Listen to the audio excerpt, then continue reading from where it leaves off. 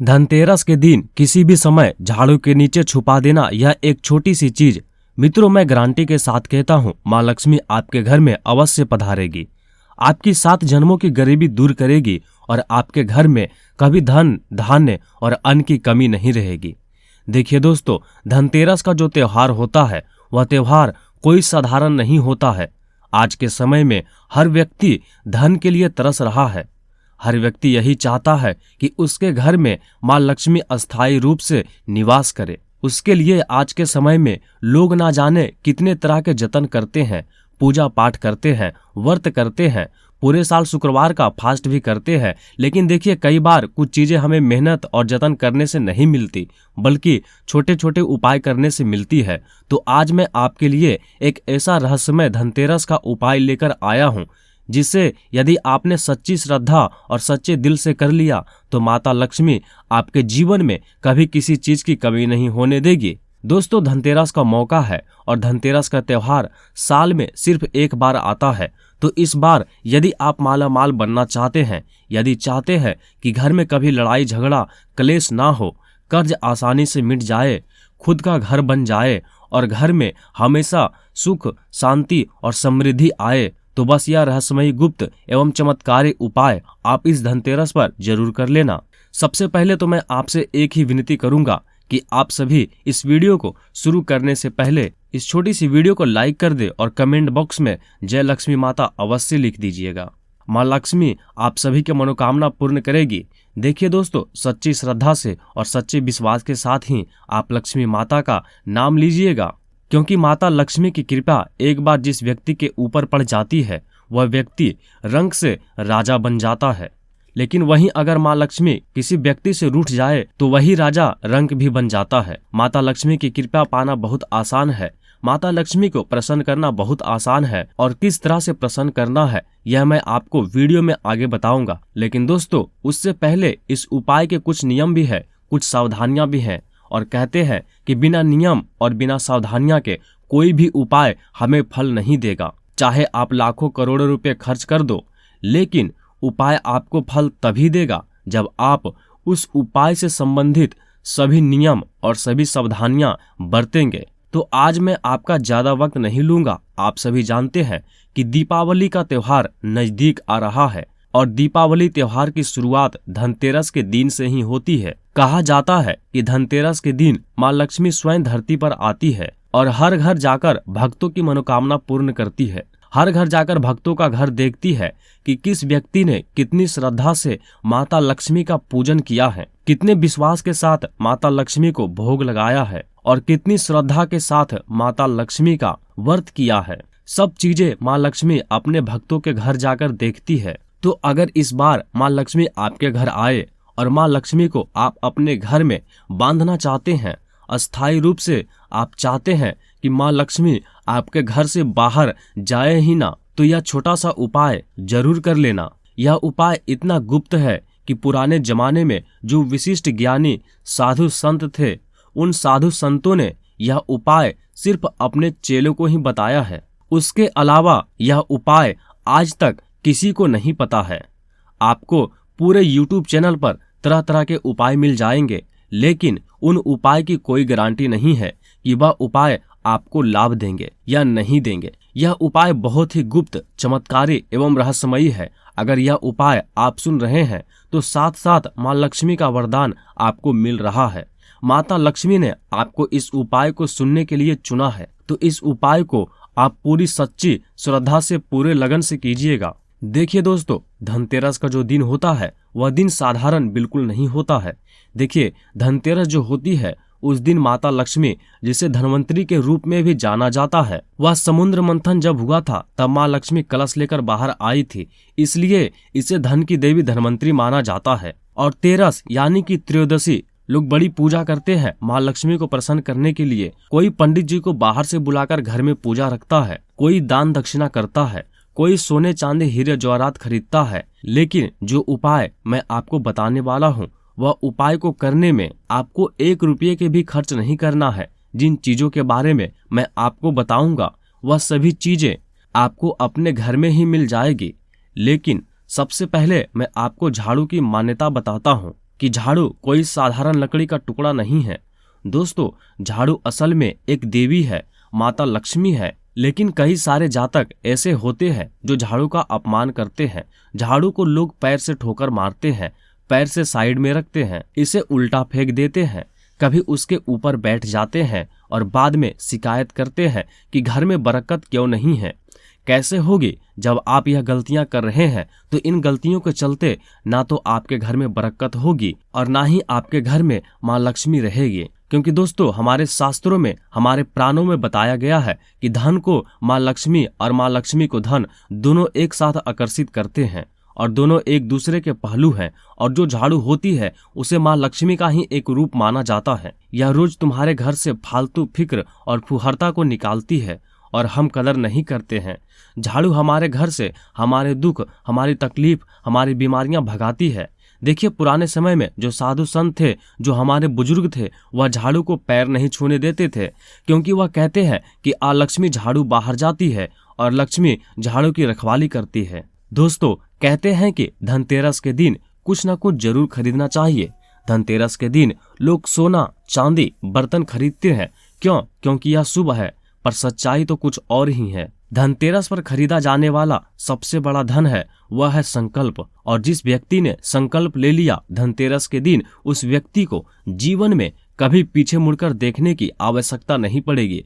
दोस्तों, देखिए, एक छोटी सी चीज आपको इस धनतेरस पर लेकर आनी है और झाड़ू के नीचे दबा देनी है। आप सभी ने सुना होगा कि धनतेरस के दिन लोग सोना, चांदी, झाड़ू भी खरीदते हैं। झाड़ू खरीदना हमारे शास्त्रों में बहुत शुभ माना गया है, क्योंकि कहते हैं कि अगर कोई व्यक्ति धनतेरस के दिन झाड़ू खरीदता है तो वह व्यक्ति स्वयं माँ लक्ष्मी को अपने घर की तरफ आकर्षित कर रहा है। वह व्यक्ति स्वयं माँ लक्ष्मी को अपने घर में लेकर आ रहा है और विराजित कर रहा है। अब देखिए, वह जो छोटी सी चीज है आपको झाड़ू के नीचे दबा देनी है, उस ओर हम सीधा पड़ते हैं। लेकिन देखिए, सिर्फ उपाय सुनने के बाद ही आप वीडियो को मत छोड़ देना, क्योंकि अगर तुमने उपाय से संबंधित नियम और उपाय से संबंधित सावधानियां नहीं जानी तो यह उपाय तुम्हें फल देगा ही नहीं। और माँ लक्ष्मी को प्रसन्न करने की जगह अगर तुमने माँ लक्ष्मी को गलती से रुष्ट कर दिया तो फिर पूरे साल बैठकर सिर्फ कंगाली ही देखना। ना तो घर में धन आएगा, ना घर में बरकत आएगी, ना घर में माँ अन्नपूर्णा आएगी और ना घर में धन की देवी लक्ष्मी आएगी। इसलिए सिर्फ उपाय को जानकर अगर आप छोड़ देंगे तो ये आपकी सबसे बड़ी मूर्खता होगी। उपाय से संबंधित नियम, उपाय से संबंधित सावधानियां, उपाय से संबंधित मंत्र, उपाय से संबंधित सारी विधि मैं आपको विस्तार से बताऊंगा। सारी चीजों का अवलोकन अगर आप करेंगे तभी यह उपाय आपको फल देगा। देखिए, लक्ष्मी माँ मंत्रों से भी प्रसन्न होती है, लेकिन लक्ष्मी माँ सबसे जल्दी उन भक्तों से प्रसन्न होती है जिनका मन बिल्कुल साफ होता है, जिनका दिल बिल्कुल साफ होता है, जो माँ लक्ष्मी में अटूट श्रद्धा, अटूट विश्वास रखते हैं। तो अब वो सबसे गुप्त, सबसे प्राचीन उपाय मैं शुरू कर रहा हूँ, जिसे केवल कुछ घरों में आज भी निभाया जाता है और हमारी आने वाले पीढ़ियों को तो पता ही नहीं है कि ऐसा कुछ होता है। ये कोई तांत्रिक विधि नहीं है, यह मात्र विधि है। इसे हंसी में मत लेना, इसको उपहास मत करना। देखिए, आप सभी ने पीली कौड़ी का नाम तो सुना होगा। एक आती है सफेद कौड़ी, एक आती है पीली कौड़ी। पीली कौड़ी मतलब समुद्र की पुत्री, समुद्र वही जहाँ से माँ लक्ष्मी उत्पन्न हुई। और कौड़ी में टकसाल वाली कीमत नहीं है, पर इसमें आशीर्वाद की शक्ति रहती है। कुछ लोग पूछेंगे कि कौड़ी से अमीरी आती है, तो मैं जवाब दूंगा, कौड़ी में अमीरी नहीं रहती, वह अभाव की सोच हटाती है। जी हाँ दोस्तों, देखिए, उपाय की शर्त यह है कि सबसे पहले आपको झाड़ू का सम्मान करना है। धनतेरस की सुबह एक दिन पहले पुराना झाड़ू घर से निकाल देना चाहिए, पर फेंकना नहीं है। इसके साथ गलत या गंदा व्यवहार नहीं करना है। उसे किसी पेड़ के नीचे या दीवार से टिका देना चाहिए, क्योंकि वह भी कर्मयोगी थी, उसने तुम्हारे घर की रक्षा की थी। अब नई झाड़ू आपको घर लेकर आना है, पर सीधे अंदर नहीं लाना है। पहले उसे मुख्य द्वार के सामने रखकर दीपक दिखाओ और कहो, धनतेरस के दिन आओ माता, मेरे घर की चौखट पर थकान छोड़ो और कृपया लेकर भीतर आओ। इतना आपको बोलना है। अब उपाय की दूसरी शर्त क्या है, यह सुन लीजिए। पीली कौड़ी कहीं से भी मत खरीदना। पीली कौड़ी को आप किसी साफ सुथरे दुकान से लेना या किसी पूजा सामग्री वाले से लेना। टूटी फूटी हो तो भूल जाना कि उसमें ऊर्जा आएगी। एकदम पवित्र और पूरी तरह से पूर्ण होनी चाहिए, खंडित नहीं होनी चाहिए।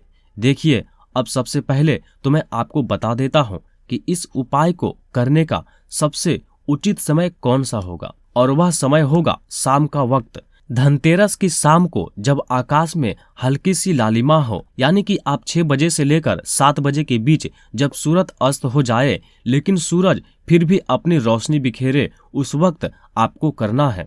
सबसे पहले मैं आपको सामग्रियां बता देता हूं कि किन किन सामग्रियों को आपको लेना है। आप चाहे तो कागज पर लिख सकते हैं या फिर अपने कानों से सुन सकते हैं। सबसे पहले लेना है आपको एक नई झाड़ू, उसके बाद लेना है एक पीली कौड़ी, फिर लेना है लाल या पीला कपड़ा, उसके बाद लेना है हल्दी, रोली और अक्सर यह पूरी तरह से पवित्र होनी चाहिए, पूरी तरह से पूर्ण होने चाहिए, खंडित नहीं होने चाहिए। उसके बाद आपको एक दिया लेना है। अब वह दिया चाहे घी का हो या तेल का। धनतेरस के दिन तो हर घर में लोग दीपक लगाते ही लगाते हैं, क्योंकि दीपावली त्योहार ही दीपों का है और धनतेरस के दिन से शुरू होता है। अब उसके बाद आपको लेना है अगरबत्ती या धूप बत्ती। अगर आप धूप बत्ती लेंगे तो और अच्छी बात है। इसके बाद गंगा जल, अगर आपके घर में गंगा जल संभव हो तो लीजिए, और अगर नहीं है तो भी कोई बात नहीं। अब देखिए, सबसे पहले पूजा नहीं बल्कि मन सफाई करें, क्योंकि लक्ष्मी शौर में नहीं बल्कि शांति में आती है। तो सबसे पहले तो आपको अपने घर में शांति बनाकर रखनी है। जब यह उपाय आप करें, घर बिल्कुल शांत रहे, घर में सिर्फ आप होने चाहिए उस वक्त, और यह उपाय थोड़ा सा गुप्त तरीके से करना है। ऐसा नहीं कि आप कर रहे हैं, पड़ोसी उपाय देख रहा है तो यह उपाय लाभ नहीं देगा। देखिए, झाड़ू से घर की हर जगह ऐसे साफ करो जैसे कूड़ा नहीं अपने जीवन की हार निकाल रहे हो। इस समय आपको गुस्सा, चिलचिलाहट और मोबाइल आदि सब कुछ बंद रखना है। आपको घर के उत्तर पूर्व कोने में, आपके घर के उत्तर पूर्व कोने में, यानी कि जो ईशान कोण होता है, यह जो पूजा का स्थल होता है, वहां पर आपको दीपक रखना है और कहना है कि हे माँ लक्ष्मी, मैं दीप नहीं जला रहा हूँ, मेरा विश्वास जल रहा है, इसकी लाज रखना। उसके बाद पीले कपड़े या लाल कपड़ा जो आपने लिया है उसके ऊपर कौड़ी रखकर हल्दी और रोली से तिलक करो और कहो, हे समुद्र कन्या, हे धन लक्ष्मी की स्मृति, मेरे घर आओ। झूठ नहीं मानूंगा, सिर्फ हिम्मत मांगूंगा, सिर्फ सोच मांगूंगा, सिर्फ परिवार की खुशियां मांगूंगा, इतना आपको कहना है। उसके बाद आपने जो पोटली बनाई थी, जिसे बांधते समय तुम हाथ में रखोगे और कहोगे कि झाड़ू मेरे घर से गंदगी हटाए और यह कौड़ी मेरे मन के डर को हटाए। देखिए, उस पोटली को लेकर आपको उस झाड़ू के नीचे चुपचाप दबा देना है। झाड़ू को खड़ा करे, पोटली तिनकों के मोल में बांध दो, जहां कोई नहीं देखेगा, बस लक्ष्मी देखेगी।